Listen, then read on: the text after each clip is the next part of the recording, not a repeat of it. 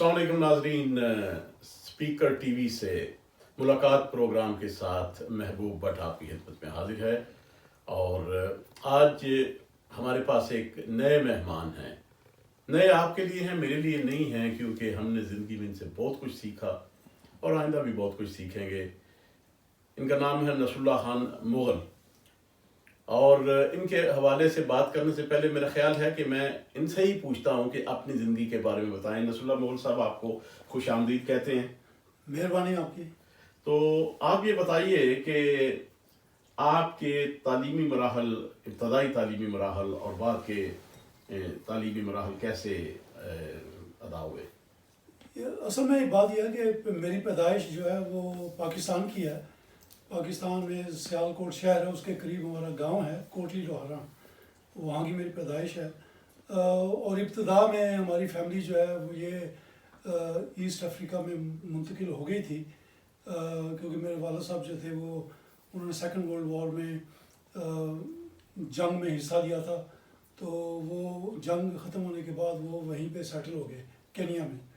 تو میری ابتدائی تعلیم جو ہے پرائمری اسکول کی وہ کینیا میں ہوئی ہے، اور کچھ تعلیم پاکستان میں بھی ہوئی۔ ایک دفعہ 2 سال میں نے ایک بورڈنگ اسکول میں داخل رہا، وہ سندھ میں ٹنڈو آدم میں اسکول تھا، وہاں پہ 2 سال میں نے لگائے۔ اس کے بعد پھر واپس کینیا میں چلے گئے، تو سیکنڈری اسکول جو ہے وہ میں نے وہاں پہ کمپلیٹ کیا، جس کو او لیول کہتے ہیں۔ اس کے بعد میں پھر پاکستان گیا۔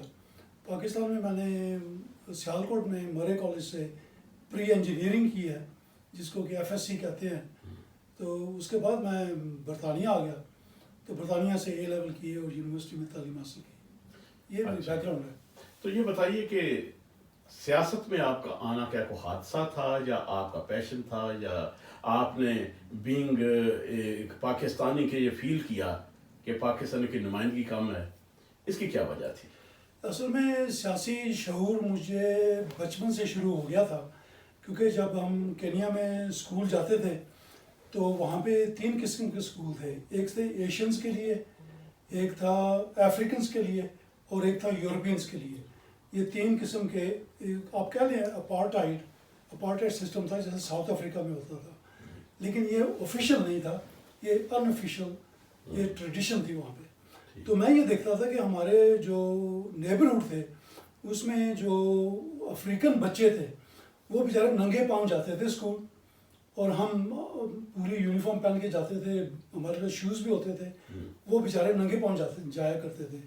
تو یہ مجھے اچھا نہیں لگتا تھا کہ بھئی یہ بات کیا ہے۔ تو اس لیے جب اسکول جانا شروع کیا، خاص طور پہ سیکنڈری اسکول میں، ہم نے یہ دیکھا کہ سیکنڈری اسکول میں ہماری کلاسز اچھی ہوتی تھیں، ڈیسک ہوتے تھے، چیئرز ہوتی تھیں، بلیک بورڈ ہوتا تھا، اور ہمارے قریب ہی ایک افریقن اسکول تھا، وہاں پہ ان کو بینچز پہ بٹھایا کرتے تھے، اور بلیک بورڈ بھی نہیں ہوتا تھا ان کے پاس۔ تو یہ جو ہے نا میرے ذہن میں شروع سے آیا کہ یہ ناانصافی کیوں ہے۔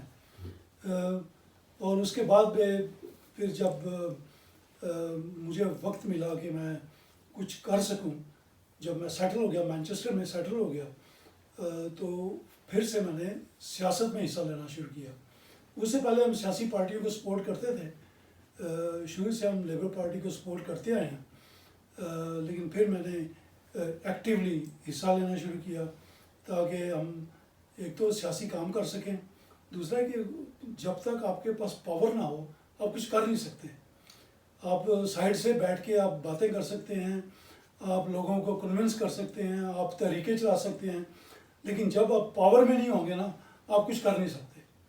تو اس لحاظ سے میں نے مانچسٹر میں سیاست میں عملی کام شروع کیا۔ تو پھر آپ کونسل منتخب ہوئے؟ جی، پہلے میں نے پارٹی میں کام کیا۔ پارٹی میں پہلے خاص طور پہ 2 چیزوں پہ میں نے زیادہ توجہ دی۔ ایک تھا ایجوکیشن، کہ ہمارا جو ایجوکیشن سسٹم ہے اس کو بہتر کس طرح سے کیا جا سکتا ہے، اور دوسرا مساوات کا قلم دان میرے پاس تھا، وہ میں نے اپنے پاس رکھا۔ تو یہ پہلے 2-3 سال پارٹی میں کافی کام کیا، تاکہ مانچسٹر میں لوگوں کو پتہ چلے کہ میں یہ کم سے کم یہ 2 جو میرے شعبے ہیں ان میں مہارت رکھتا ہوں۔ اس کے بعد میں نے پھر الیکشن لڑا تو میں 3 بار الیکشن میں نے لڑا ہے، 3 بار ہم جیتے ہیں، تو اس کا مطلب کہ 12 سال کی میں نے کونسل میں کام کیا ہے۔ تو اس کے بعد پھر آپ نے کونسلشپ کیوں چھوڑ دی؟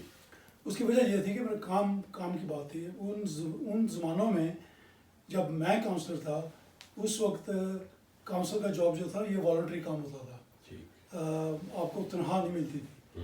ہاں ہمیں وہ اٹینڈنس کے الاؤنس ملتے تھے، لیکن وہ یہ ہوتا کہ اٹینڈنس کے الاؤنس میں آپ کو بتا دوں کہ جو ہمارا لیڈر تھا نا کونسل کا، وہ تقریباً سالانہ 7,500 پاؤنڈ اس کو ملتے تھے، اور چونکہ میں ایک کمیٹی کا چیئرمین تھا تو مجھے تقریباً 3,000 پاؤنڈ سال کے ملتے تھے، تو یہ کوئی آمدنی نہیں ہوتی۔ اس لیے کام جو تھا نا میرا فل ٹائم کام، میں کمپیوٹرز میں کام کرتا تھا، تو اس لیے وہ میرے لیے بہت ضروری تھا۔ تو آپ نے یہ سمجھا کہ اب نئے لوگ آگے آ گئے تو ان کو بھی موقع ملنا چاہیے؟ نہیں وہ بھی ہے، یہ تو دیکھیں یہ اسٹرگل ہوتی ہے، یہ آپ نئے لوگوں کو ہم لانا چاہتے ہیں اور نئے لوگ آتے بھی جاتے ہیں، اس میں ایک نیچرل چیز ہوتی ہے، جو لوگ کافی سال کام کر لیتے ہیں وہ آگے چلے جاتے ہیں۔ تو پھر آپ MCCR کے بھی چیئرمین بنے، لیبر پارٹی سٹی کے چیئرمین بھی بنے، جی تو یہ ساری ذمہ داریاں جو ہیں یہ آپ نے اس میں اس کو کس طرح نبھایا؟ یہ بڑا مشکل کام ہوتا ہے، یہ دیکھیں اگر آپ یہ کام کرتے ہیں نا، یہ سارا والنٹری کام ہوتا ہے، اور اس کو کرنے کے لیے آپ کی فیملی کی سپورٹ بہت ضروری ہوتی ہے، کیونکہ آپ کے جو ہے نا بیشتر شامیں جو ہیں یہ میٹنگز میں گزر جاتی ہیں، یا کانفرنسز میں جانا پڑتا ہے آپ کو، کئی دفعہ ملک سے باہر جانا پڑتا ہے، تو اس لیے جب تک آپ کی فیملی آپ کو سپورٹ نہ کرے آپ یہ کام کر نہیں سکتے۔ تو میں خوش قسمت رہا ہوں کہ میری فیملی نے مجھے کافی سپورٹ کیا اس معاملے میں، اور کئی دن ہم آپس میں گھر میں ملتے بھی نہیں تھے، تو یہ چیز ہوتی ہے کہ جب تک آپ کے پاس سپورٹ نہ ہو آپ اس طرح کا کام نہیں کر سکتے۔ اچھا، حال ہی میں آپ نے امریکہ کا دورہ بھی کیا ہے، جی اس حوالے سے آپ خود ہی بتائیے کہ آپ نے امریکہ میں جا کر تو کیا دیکھا اور کیا وہاں پر کن میٹنگ میں آپ نے شرکت کی؟ میں ایک یہاں پہ بھی ایک روٹری کلب کا ممبر ہوں، تو جب میں امریکہ گیا، امریکہ میں نے نیو یارک جانا تھا، تو نیو یارک میں نے جو بہت مناسب روٹری کلب تھی اس سے میں نے رابطہ کیا کہ میں وہاں آنا چاہتا ہوں، تو چونکہ میرے 2 بھانجے وہاں پہ ہیں، ان کو میں ساتھ لے کے اس روٹری کلب میں گیا، تو چونکہ میں برطانیہ سے گیا تھا تو انہوں نے مجھے بہت ہی عزت دی، اعزاز بخشا، میں ان کا اسپیشل گیسٹ بنا۔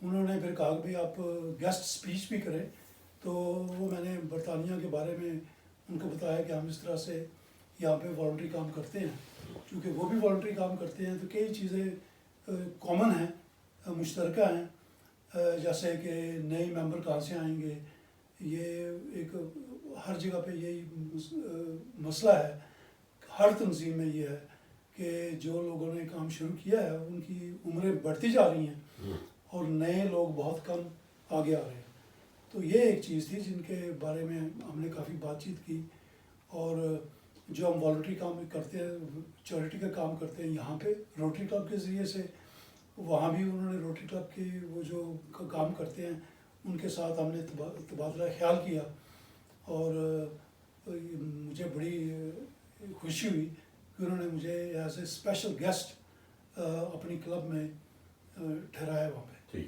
اچھا یہ بتائیے کہ وہاں پر امریکہ میں رہ کر آپ چونکہ ایک سیاستدان بھی ہیں، یہ بتائیے کہ وہاں پر آپ نے غزہ اور دیگر انسانی حقوق کا جو مسائل ہے، مسئلہ کشمیر، اس حوالے سے وہاں کے لوگوں کے اندر کیا چیز پائی؟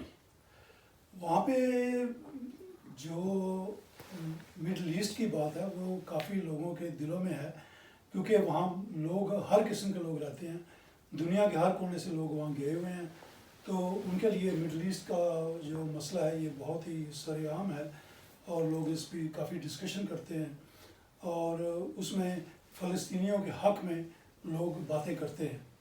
آپ نے کشمیر کی بات کی، کشمیر کا مسئلہ جو ہے وہ وہاں پہ اتنا کامن نہیں ہے، کیونکہ یہ صرف پاکستانیوں کے لیے ایک مسئلہ ہے ہندوستان تو اس کا مسئلہ سمجھتا ہی نہیں ہے، تو اس لیے وہاں پہ اس کی ڈسکشن نہیں ہوتی، ڈسکشن زیادہ ہوتی ہے مڈل ایسٹ پہ. اور چونکہ یاد رکھیں کہ امریکہ جو ہے اس میں امریکہ خود حکومتی لیول پہ اور ان کے جو بہت سے کمیونٹی تنظیمیں ہیں وہ اسرائیل کو سپورٹ کرتے ہیں، اور اس لیے فلسطینیوں کی جو سپورٹ ہے وہ صرف عوام میں ہے.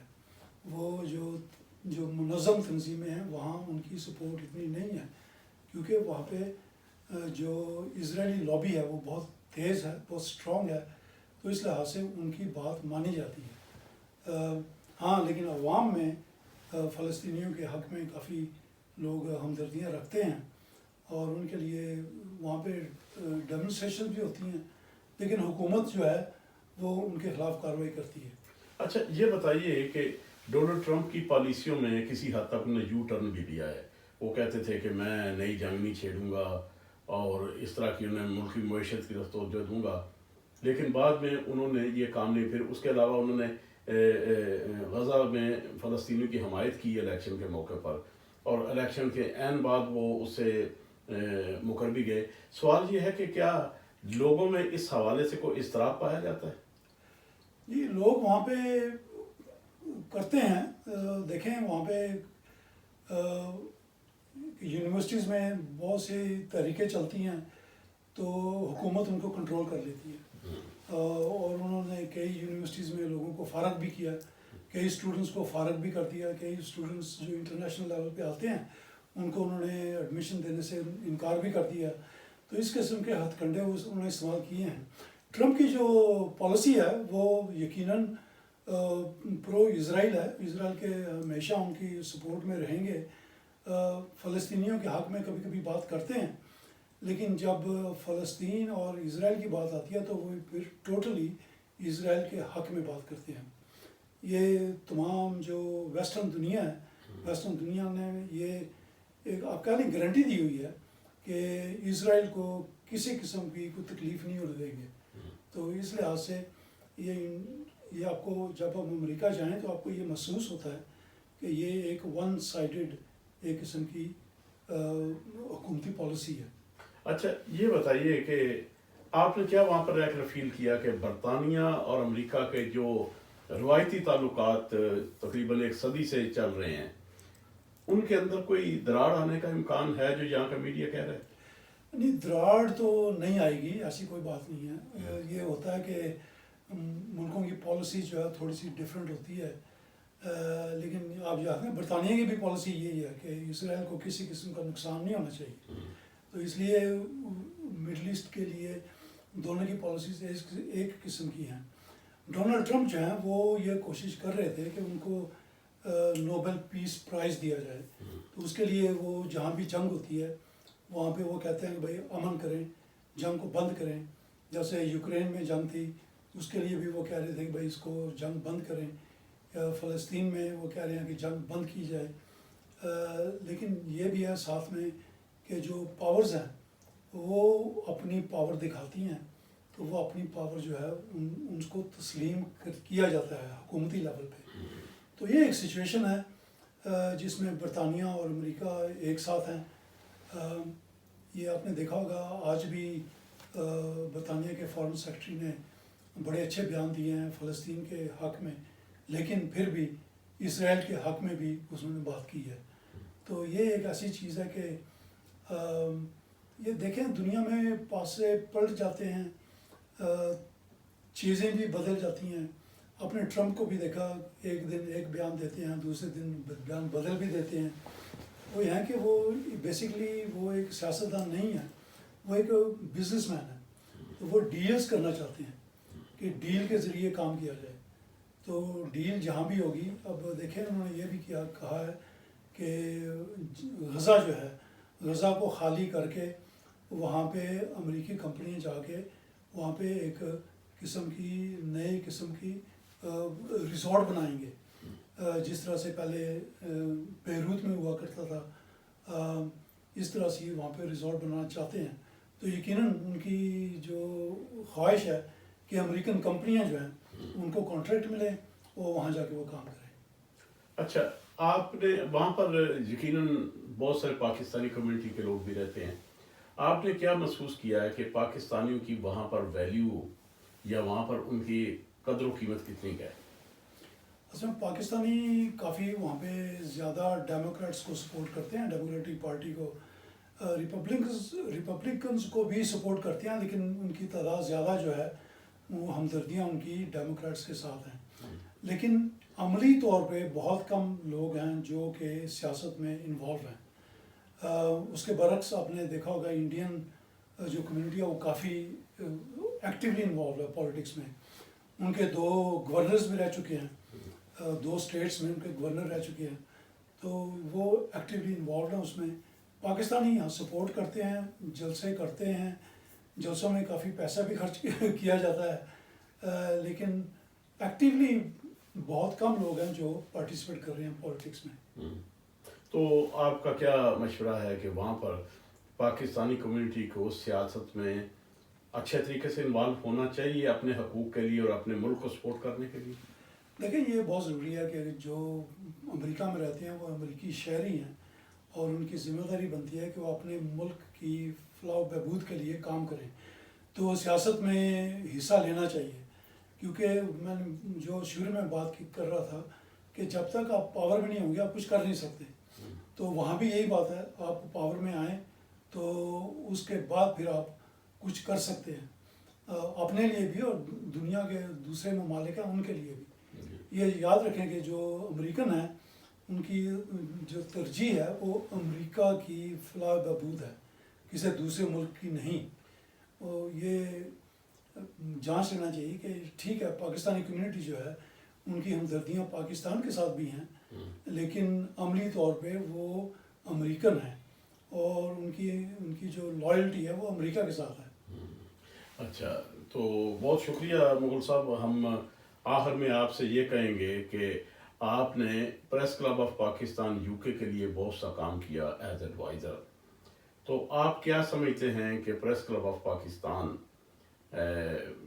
صحافیوں کی صحیح دیکھ بھال کر رہا ہے یا ابھی اس کو بہت سی تبدیلیوں کی ضرورت ہے، بہت سا کام ڈیولپ کرنے کی ضرورت ہے؟ دیکھیں جب پریس کلب پاکستان کا آئین بنا تھا، آئین میں صحافیوں کے لیے کام کرنے کی یہ ترجیحات تھیں، اس پہ میں سمجھتا ہوں کہ کافی کام کرنے کی ضرورت ہے اور کام شروع ہو گیا ہے.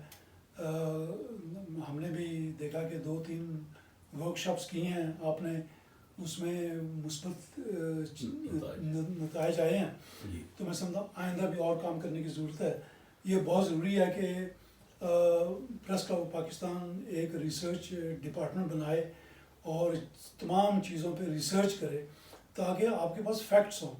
فیکٹس کی بنا پہ پھر آپ آگے چل سکتے ہیں اور جو حالات بنتے ہیں پھر ان پہ آپ تبصرہ بھی کر سکتے ہیں. جب فیکٹس نہیں ہوں گے تو پھر آپ لوگوں کی بتائی ہوئی باتوں پہ آپ کو کام کرنا پڑتا ہے. یہ اچھی چیز نہیں ہوتی.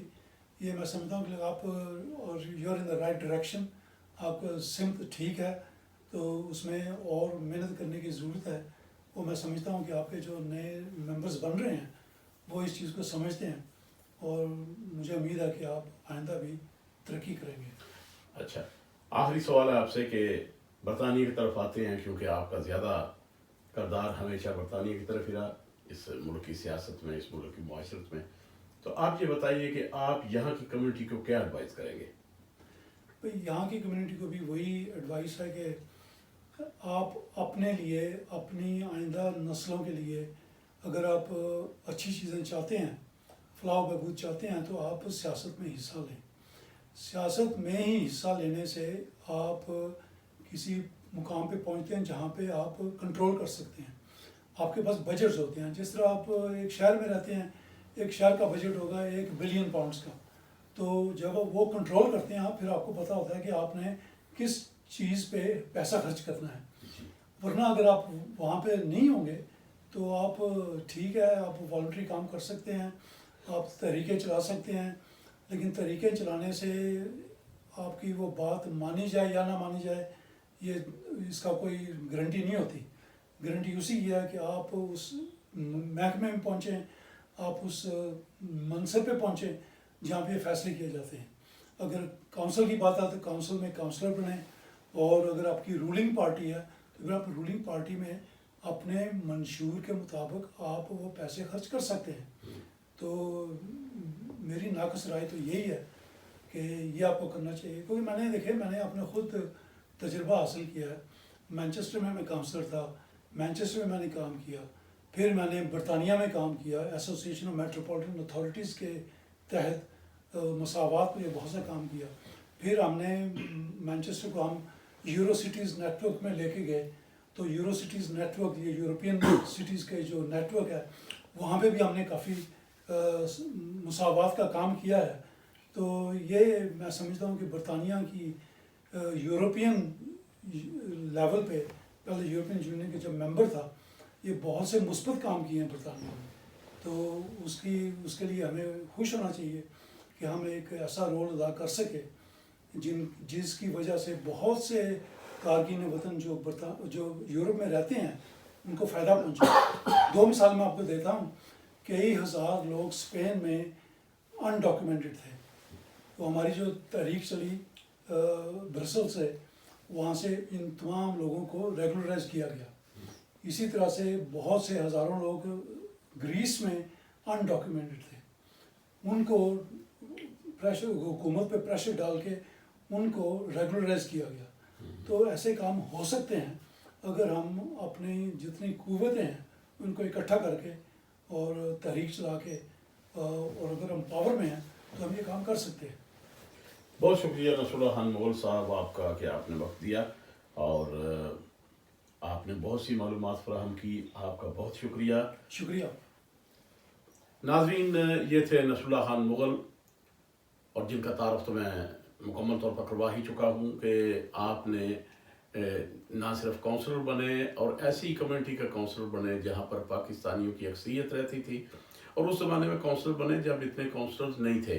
اس کے بعد ان کا سب سے بڑا کارنامہ MCCR کی تشکیل، اور اس میں ایک اہم کردار ادا کر رہے ہیں آج تک، روٹری کے چیئرمین رہے ہیں، اور اس طرح اور بھی انہوں نے بہت سے کام کیے۔ ان کی باتیں سن کر یقیناً انسان کے اندر ایک جذبہ پیدا ہوتا ہے کہ انہوں نے عالمی سیاست پر بھی بات کی، اور انہوں نے برطانیہ کی لوکل سیاست پر بھی بات کی۔ خاص طور پر انہوں نے جو مسئلہ کشمیر کا ذکر کیا وہ کافی تشویشناک ہے کہ جو ہم اردو اخبارات میں جو پڑھتے ہیں، جی امریکہ نے یہ کیا تو وہ کیا، اس کا مطلب ہے کہ امریکہ کے سامنے مسئلہ کشمیر کی کوئی اہمیت نہیں ہے۔ اور اس کے علاوہ یہ بھی دیکھیں کہ انہوں نے بڑی اچھی بات کی کہ امریکہ کے لوگ صرف امریکہ کا سوچتے ہیں، اور انہیں سوچنا بھی چاہیے، ان کا وطن ہے۔ تو اس طرح کی کچھ باتیں ہیں جن پر آپ سے بعد میں بھی گفتگو ہوتی رہے گی۔ مجھے اجازت دیجیے، اللہ حافظ۔